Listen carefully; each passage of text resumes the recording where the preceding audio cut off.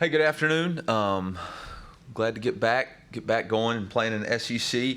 Obviously got a really tough game this week versus a quality opponent that I think is really well coached, and really Coach Heupel's doing a tremendous job on both sides of the ball. I think their offense is explosive. I know last week didn't score as many points as probably they could have, but very explosive offensively. They're snapping the ball about 3 plays per minute, which is at times the fastest offense in college football, which presents a whole new set of challenges for us defensively. Defensively, they're very aggressive. I don't know Coach Banks personally, but extremely impressed with what he's done so far at Tennessee, and watched a lot of his Penn State tape and see the aggressive style of defense that they play. Very complimentary football. I think their special teams, Coach Elkler does a really good job. They play very fast on special teams, and you can just tell their whole football team plays in sync with how they're wanting to play. Obviously, in the SEC, an important game for everybody. Glad for it to be at home. Look forward to having a great home crowd. And with that, I'll open it up for questions. Eli, how different is what Josh does offensively from what maybe anything else you've seen so far this season? I think it's totally different from anything we've seen this season. They really do a nice job of attacking grass and space. They run the football. I think the misnomer is that they just throw it all around the park. They really run it a lot. I think Hendon Hooker is a really dynamic quarterback. Obviously, he's got experience at both Virginia Tech, so he's played a lot of football, and now he kind of fits that system. I remember Hendon really well recruiting when I was at NC State. He was at Dudley and does a really nice job. Won the state championship when he was in high school, and was at that game, and so very impressed with him and what they're doing defensively. I mean, they really got 2 other really good quarterbacks too. I mean, the young man Mixon comes in. I think he does a nice job. Started the season, been banged up. You watch the spring game. Harrison does he throws a great deep ball and is a tremendously talented 5-star player. So they're really deep at that position and have a lot of options there. When you face a team that goes as fast as they do offensively at times, does that change what you do offensively? Well, I think it depends if you're asking me as the head coach or the offensive coordinator, and that's where it gets into a little bit of a bind for me. As the head coach, you've got to do a great job of protecting your defense, and you've got to do a great job of trying to keep them off rhythm. Time of possession is not really a factor to them. If you're asking me as the offensive coordinator, our job is to score points, and so we can't let ourselves get out of rhythm because we're trying to do something that we're not normally doing, and thus not scoring points. The name of the game is points. And I think the biggest thing in this game for us, defensively, we've got to continue to improve fundamentally. Our angles, our tackling, our leverage points, our pad level have got to continue to improve, and we got to continue to coach that better. But we've got to just make sure we're comfortable within our scheme so that we're not making too many checks and not being, we got to have our cleats in the ground, eyes on our keys when the ball's snapped. And what challenges does the tempo present your defense? Is it substitutions? Is it communication? Or all? Yeah, all the above. It starts with the communication and checks, making sure that all 11 people are on the same page, getting lined up. Defense is about communication. You got to see the call, get in position, make sure your eyes are on your keys, and then react accordingly. And when somebody's snapping the ball every 3 plays every 60 seconds, there's a lot of opportunities for error, and they capitalize on those errors. And so, we've got to do a great job of making sure we communicate the call, get lined up, and get the play, defensive play executed. You mentioned the depth in that quarterback room. I know Yeah. they've had different guys play position this season, haven't really committed to a starter or anything like that. What goes to preparing to face a team when they have those different options and you don't necessarily know who's going to be under center? I think the benefit for us is that they play a similar offense regardless. I think maybe you would have less quarterback draw if it's Harrison, right? But if not, I think Joe and Hendon play a very similar style quarterback run, ability to create in the pocket, throw the ball vertically down the field. execute their offense at a high level. I know you said after Saturday's game that you would obviously need to watch the film. Yeah. After you did so, did you feel as though the defensive issues were similar to what maybe you saw against Kentucky, or was there anything new that needs to get corrected? What was just kind of your assessment there? After watching the tape, there was a lot of things that needed to be corrected. But honestly, it really started mostly with me in making sure that as the head football coach, I've got everybody in sync and everybody in rhythm, that I'm doing a good job of making sure that the whole thing is functioning properly. And, there's some mistakes that were made, some missed tackles. But I think the biggest thing was communication and making sure we were all on the same page of what we were supposed to execute on that play. And that starts with me. And so my challenge to our staff is to let's make sure that all 11 guys are acting as one on defense and that we can play fast. And, we're 3 weeks or 4 weeks into a new defensive scheme, and it's gonna get better. It's gonna get better. We're gonna get better. We're all learning it. We're all pushing this thing in the right direction. And so I'm not going to hit the panic button. Nobody's going to hit the panic button. We're going to get our players' confidence back. We're going to continue to work to improve our techniques and fundamentals. And we're going to move on to Tennessee because it's a whole new set of challenges and problems this week. And if we spend too much time thinking about last week, then we're not putting our proper focus on this week's game. And so we made those corrections Sunday, and man, by Sunday night at 6:30, we were on to Tennessee. When you're at this point in the season and you're talking about improvements and big picture improvements with the defense, how easy or hard is it to do that kind of stuff mid-season? Well, it's not just. I think the biggest thing on this football team that everybody's got to understand is it's not a defensive problem. It's every phase of that game had multiple plays that could have won the game. We had a penalty on special teams on the last drive that gave them 15 yards for no reason. After the fact, after the whistle's blown, penalty. That's a discipline issue that comes back to the head football coach. Offensively, we had 2 turnovers. We kick a field goal in the red zone because we have a negative play on a 1st and 10 call. Like, those are things that got to get corrected for everybody. So this is not a defensive problem. Look, everybody can point out issues. Like, it's how do we find the solutions? And for me, that's my job, is to find out how do I get this whole organization running in the right way. And I know the number one thing that causes an issue is when you do this. It's their fault. It's this fault. It's that.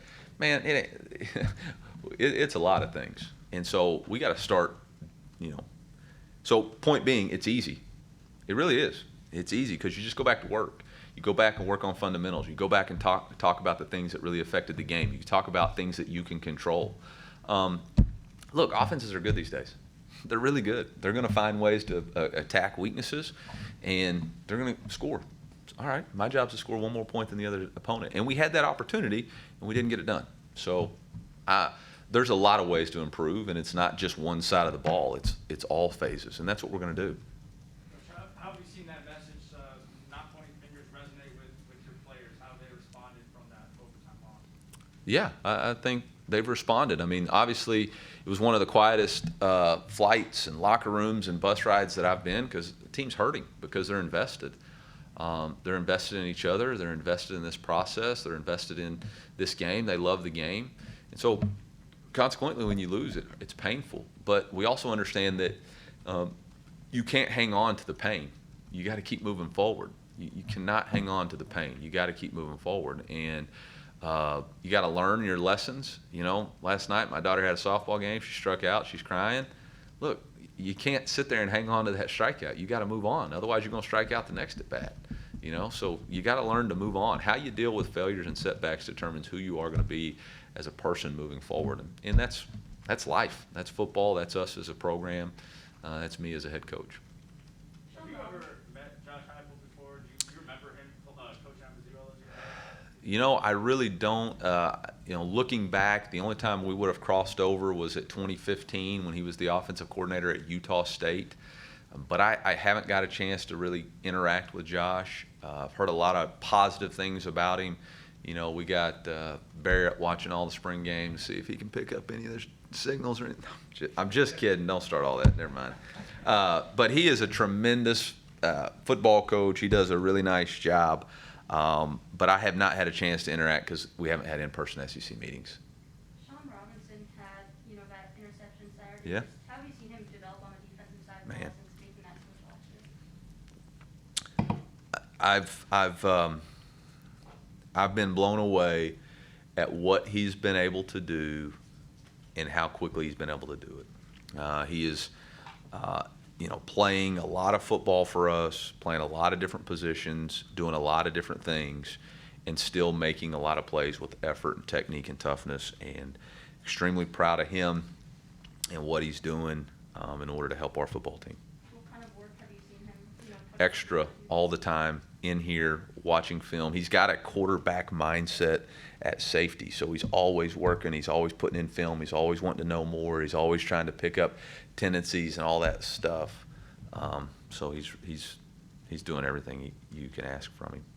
I know you said coming into the year, even though Harrison was really good last year, you've never done it, in a game situation in front of a crowd. Now that you have tangible proof of, I have a guy that can hit a Yeah. 56-yarder in the biggest situation, what's that do for you going forward?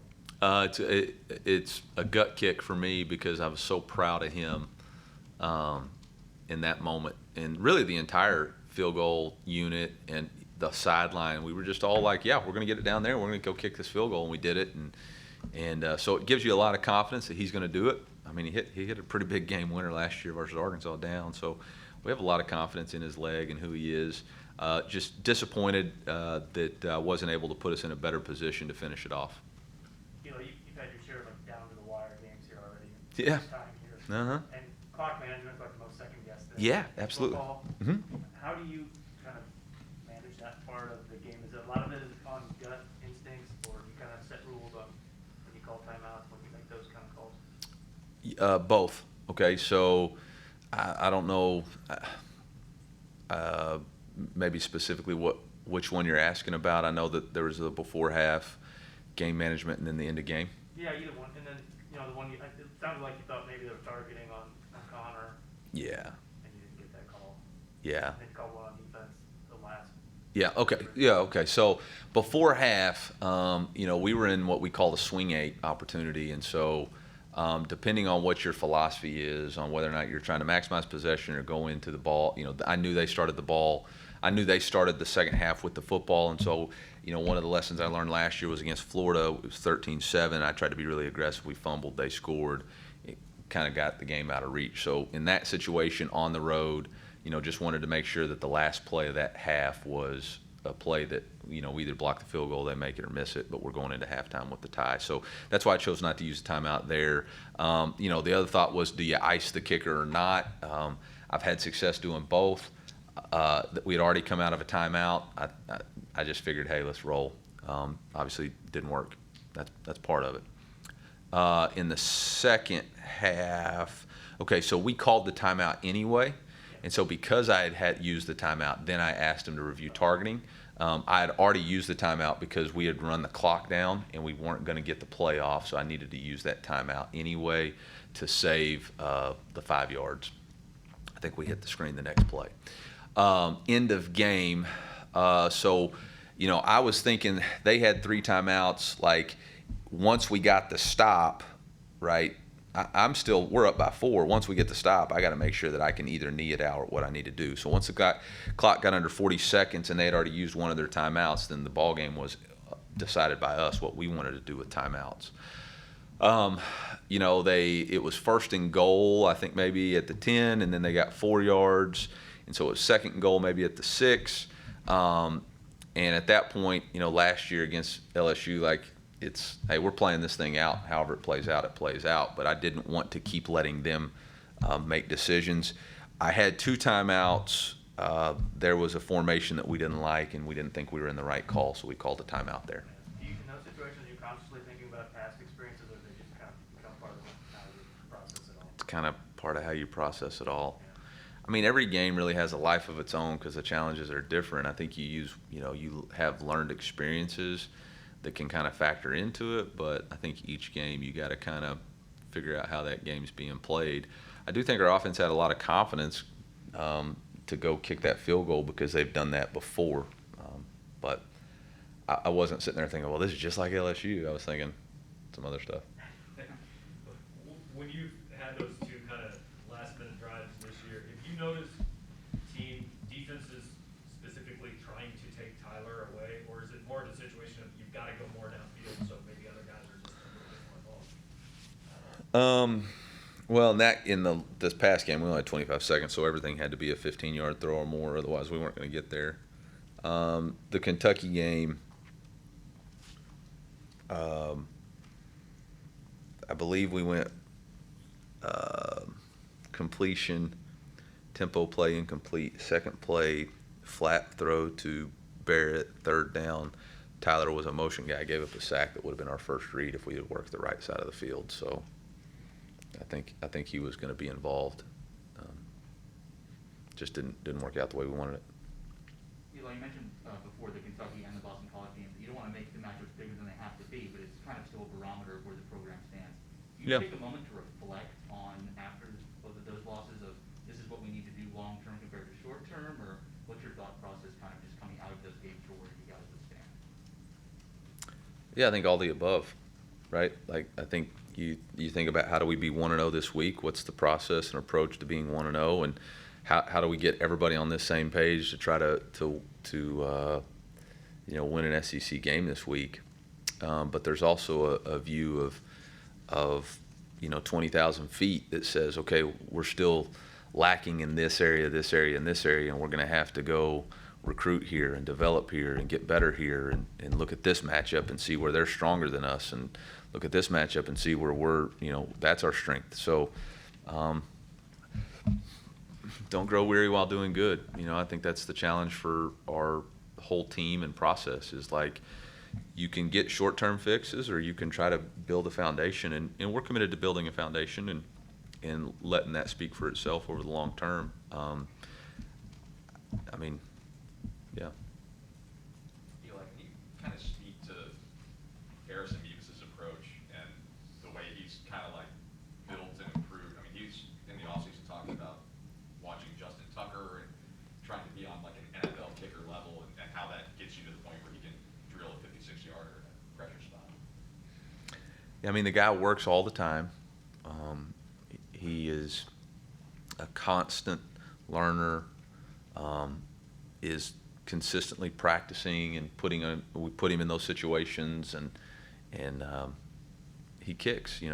He's a little bit similar to Connor in that he doesn't ever get too high or too low, and so I think he's got a really bright future ahead of him, and we're extremely proud of him for being here and really grateful that he is.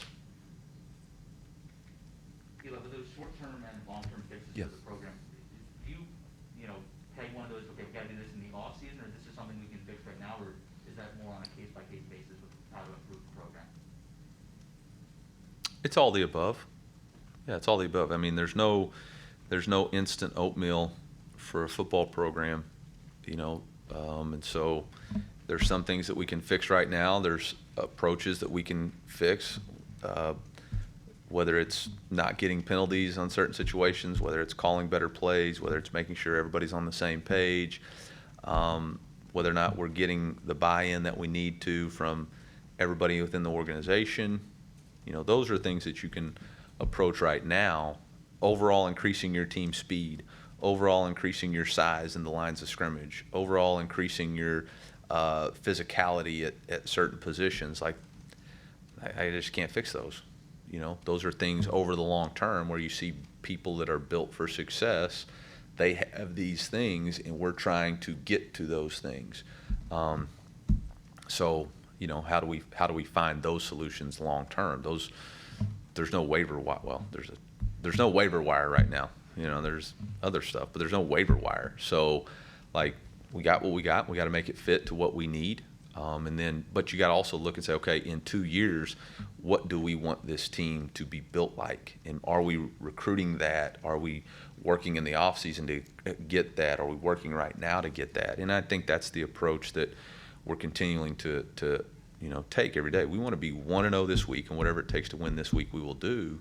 But at the same time, we want to make sure that we set a standard of, okay, this is what we have to be in order to be successful long term. I know that sacks and pressures aren't necessarily everything. Trey John's numbers in those categories seem a little bit down right now. Is he getting extra attention, and what kind of have you thought of his play going forward? Yeah, I think Trajan's working really hard to put himself in the best position he possibly can. Obviously, when you've got preseason accolades, there's going to be more attention put on you as a player, and we just got to continue to work. All of us have got to continue to work to improve each week, and the plays will happen if we continue to do what we're asked to do within the framework of our scheme. I've got a lot of confidence in Trajan and know that his time's coming if he'll continue to put in the work. So. You said that nobody's, you're not hitting the panic button on the defensive scheme. Is it difficult to resist the urge to change things up a little bit at times?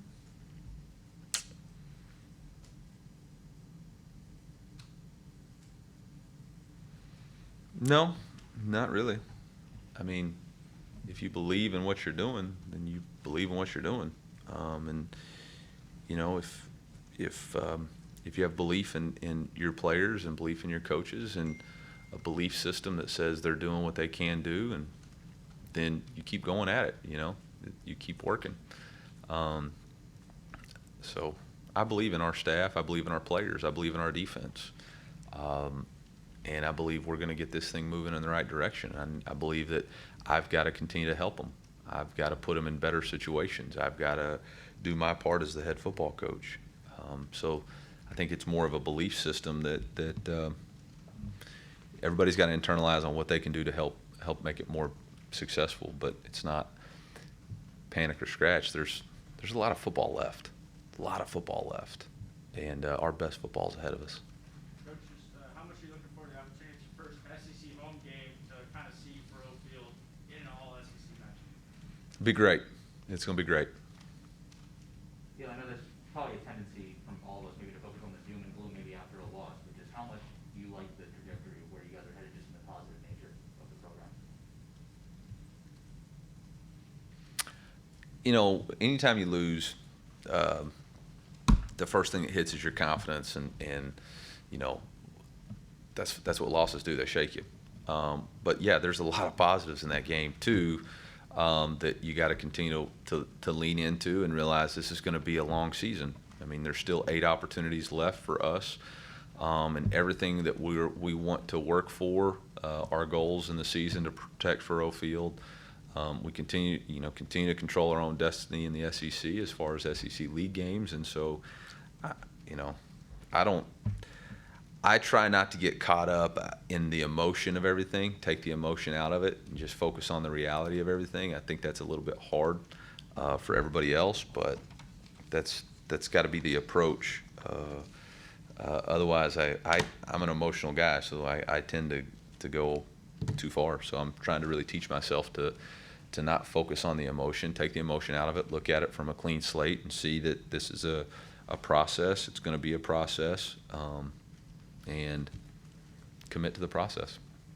Is Mookie still working through that camp injury, or is it just competition at that position? No, Mookie's not. He's just not been able to get all the way back. When you're a guy who relies on your speed as your number one weapon, like, we've got to make sure, and I think we've done him in service because we've tried to, we got him back, but then we limited his role, and then we've got him back, but he's still a little bit dinged, and so, we're working with the doctors on what's the best approach, so that he can feel comfortable and confident to just go out there and play, and it's not, he gets these 5 plays and that's his role this week, and then he goes out there and he touches it on the first play, and it's like, I'm not really full speed to do that, so we just gotta, we gotta work with him, and I gotta trust him on where he's at, and if he's not right, I want it so bad for him that I'm trying to, like, okay, well, if you're not there, I'll still get you these, and these, and I think I've set him back.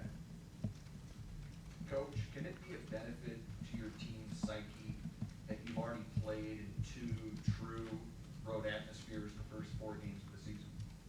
2 great atmospheres, by the way, too. I mean, really good atmospheres. Yeah, I mean, I don't think the atmosphere bothered us at all, which was great because I've seen that do the opposite. But I'm not really focused on that right now. I'm really just focused on how we can approach handling tempo this week and an aggressive style of defense. But it should pay dividends in the future. Last question for Coach. Good. Thanks, men and women and all.